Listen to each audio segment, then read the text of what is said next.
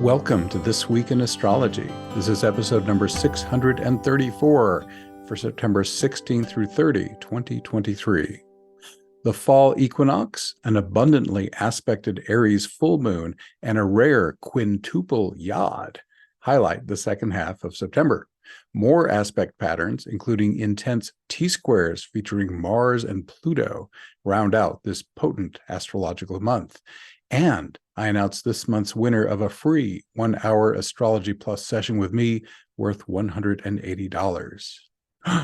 We interrupt this podcast for this news flash. My audiobook publishes this Tuesday, September 19th.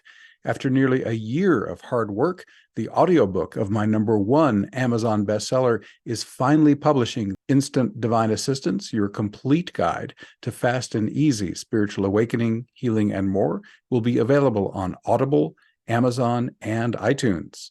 And you can help it launch with a bang. Pre-order now and help it rocket up the audiobook charts this Tuesday. I went several extra miles to make sure this audiobook sounds fantastic. I sweated bullets as narrator, producer, and audio co-editor to make sure it sounds wonderful. I also got tremendous help from Asheville's Talking Book Studio, who did the recording and part of the audio editing. Instant Divine Assistance now becomes available in all possible formats: audiobook, ebook, paperback, and hardcover. It just hit 150 Amazon ratings with an average rating of 4.7 out of 5. If you've been waiting for this unabridged audiobook, or if it sounds like it might help you, the moment is here. By taking action today, you'll help this audiobook hit the charts. This will help it reach and help more people, including you. Please take a moment and pre-order now. Just click the link in the show notes or go to Amazon and search for Instant Divine Assistance. Thanks so much for joining me. I'm your host, Benjamin Bernstein. I record these forecasts as an audio podcast and a video, so take your pick. The video version includes detailed chart graphics, which you can also see in my written forecasts at astroshaman.com. Be sure to subscribe to This Week in Astrology in your preferred app. And if you have not already, be sure to click the link in the show notes for 2 chances to win a free Astrology Plus session with me each month. As of September 16th, the moon is waxing. Both Venus and Mercury are now direct, while 6 slower planets are retrograde.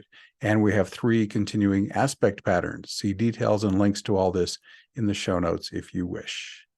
Let's move on to our days. Sunday, September 17, a Venus-Jupiter square. Venus, 15 Leo, Jupiter, 15 Taurus, amplifies relationship, creativity, and finance. Whatever's going on in these areas, Jupiter will put a magnifying glass on it. This enhanced focus can help you see any problems that need your attention. It can also help you perceive opportunities to capitalize on. Venus's placement in Leo opens special opportunities to relate with others as a leader and spotlight your creativity. On Monday, September 18, a kite that started on September 10th peaks today on the 18th and ends on the 25th. It includes the Sun, Uranus, Neptune, and Pluto. Uranus asks that you step into the unique human expression you came here to embody. Be sure to follow the intuitive hits he sends you and to serve others using your special gifts and talents you most love to use. Neptune supports your spiritual awakening practices and can send you inspired creativity to express into the world.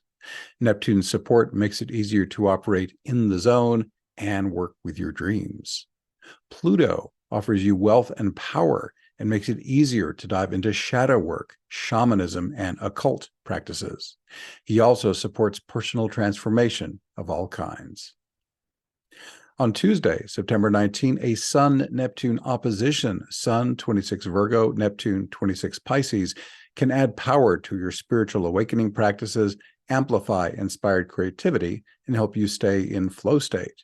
It can also help you with conscious dreaming and dream interpretation. This opposition also has darker potentials. These include substance abuse, addiction, excessive escapism, aimless drifting, and playing the victim. If you're experiencing any of these lower Neptune expressions, focus on its high side possibilities instead. If your own efforts are not enough, get help. On Saturday, September 23rd, the sun enters Libra at 2:50, that's 2:50 a.m. EDT. This marks the fall equinox in the northern hemisphere and the southern hemisphere's vernal equinox. For the next month, the Libra sun makes more energy available for relating and creating. It's easier to focus on harmony and beauty. The fall equinox chart sets the astrological tone for the next 3 months. Here are its strongest messages. Aspects. A Sun-Pallas Athena conjunction encourages feminine assertiveness as well as win-win strategy, diplomacy, and negotiation. A Venus-Juno conjunction encourages attention to all important relationships, including committed partnerships.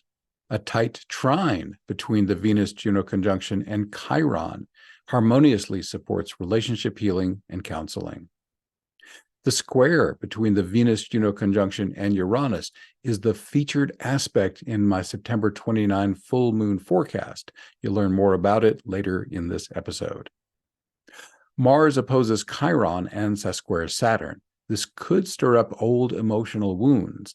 This is never pleasant, but could be just the catalyst you need to heal old trauma once and for all. You can do this with an effective shadow work technique. My free healing invocation has helped thousands heal old trauma with surprising ease and speed. I'm going to mention this healing invocation a few times during this forecast. Let me tell you this one time. If you go to astroshaman.com, you can see this on the video as I talk about it. And at the top, if you're on a larger screen, it'll say Instant Divine Assistance. If you're on a smaller screen, it should be up there somewhere. But if you click or tap Instant Divine Assistance, it'll take you right to this free course I have that will teach you the healing invocation, the invocation for embodied awakening, and how to integrate these two into a daily simple practice. Takes almost no time or effort and has extraordinary results. If you want to awaken more deeply, heal stuff quickly, these have been around for over a dozen years and have helped thousands of people. Anyhow, I will mention them a little bit here and there as they're appropriate in the forecast. Let's get back to this interpretation, though. Are you having trouble maintaining momentum towards your goals? This Mars-Chiron-Saturn combo encourages you to seek wise counsel. Chiron is the mentor, while Saturn is the wise elder. With Mars in Libra, seeking fresh insight into relationships or creativity is especially supported. These 3 planets can also support persistence, but be sure you aren't stubbornly pursuing an unwise course of action. Aspect patterns. In the fall equinox, a Sun-Vesta-Neptune T-square can inspire selfless service to a worthy cause. I previously interpreted 2 aspect patterns that are waning as the fall equinox arrives: a T-square with Ceres, Chiron, Pluto, and the lunar nodes, and a kite with the sun and the outer planets. You can link to those in the show notes. Also, on Saturday, September 23rd, gear up for serious intensity as 2 related T-squares begin today. Both have a Mars-Pluto square at their heart, so both high and low potentials are supercharged. The simpler and longer T-square includes Mars, Pluto, and the lunar nodes. It starts today on September 23rd, peaks on October 5th, and ends on October 19th. The shorter T-square adds Chiron. It also starts on September 23rd, but peaks on October 2nd and ends on October 6th. Let's start simple. This is the T-square with Mars, Pluto, and the lunar nodes. Let's begin with the 2 planets in this T-square. You can act with tremendous potency with Mars square Pluto. Mars is the just do it planet. He chomps at the bit to take immediate action, while powerhouse Pluto holds the keys to wealth and power. This supercharged aspect does not guarantee success, since Pluto can bring feast or famine. Exercise due diligence and appropriate caution. Power this potent must be managed mindfully, or it could go off the rails and manifest as impulsiveness, cruelty, or violence. Mars natal meanings suggest enhanced opportunity when you act as a warrior, pioneer, entrepreneur, or sexual being. Pluto rules unhealed emotional trauma, which Mars can trigger, so have a good shadow work technique ready. As I mentioned, Thousands have benefited from my free healing invocation, which delegates your healing to your higher self. That is, of course, linked in the show notes. This also has erotic possibilities. Mars is raw lust, while Pluto revels in sacred sex. Pluto invites you to merge your souls as well as your bodies, which can catapult you to an entirely new level of ecstasy. What about the lunar nodes? They represent your life purpose and suggest that any actions you take relating to this T-square should support the mission you came to accomplish in this incarnation. We can take this interpretation one level deeper by looking at the signs Mars will occupy. He's in Libra through October 11, then enters Scorpio on October 12th. So roughly speaking, Mars is in Libra for the first 3 weeks of this T-square, then spends the final week in Scorpio. Mars in Libra encourages you to keep the welfare of others in mind. Stay keenly alert to how your assertiveness affects your relationships. Libra also represents creativity, so this T-square can be a boon to your artistic aspirations. Scorpio has the same archetypal energy as Pluto, so once Mars enters Scorpio, it further empowers all the previously discussed potentials of Pluto. As I already mentioned, the shorter T-square simply adds Chiron to Mars, Pluto, and the lunar nodes. Chiron conjoins the north node. This T-square also starts today on September 23rd, but peaks on October 2nd and ends on October 6th. Chiron is the wounded healer. Like Pluto, he can stir up unhealed trauma that's ripe for healing. As before, I recommend my free healing invocation to do this more quickly and easily than you might have thought possible. Chiron also represents you being a healer or wisdom giver. The more you've done your own shadow work, the more capably you can serve others in these roles. Mars remains in Libra during this briefer T-square. This specifically empowers relationship counseling and healing, as well as artistic coaching and mentoring. We'll have the rest of this forecast, including that rare Quintuple Yod and the Aries Full Moon, after this brief message. My Awakening Plus online membership supports your individual healing and awakening and global spiritual awakening, and lets you make meaningful connections with like-minded spiritual seekers. Hundreds of satisfied members make up our supportive online community. Awakening Plus members can choose from about a dozen monthly Zoom calls. We also have a constantly growing archive of nearly 600 life-transforming events, supported by an easy-to-use best-of guide. Not only that, there are 3 major courses so far and plenty of other benefits to help speed up your personal evolution. Click the link in the show notes to learn more, or go to awakeningplus.com. That's awakening, Plus.com. Back to the forecast. On September 24th, Sunday, today's Mars-Chiron opposition, Mars 18 Libra, Chiron 18 Aries, is part of the T-square with Mars, Chiron, Pluto, and the lunar nodes.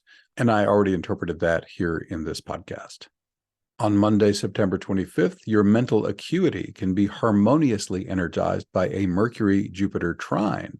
Mercury 15 Virgo, Jupiter 15 Taurus.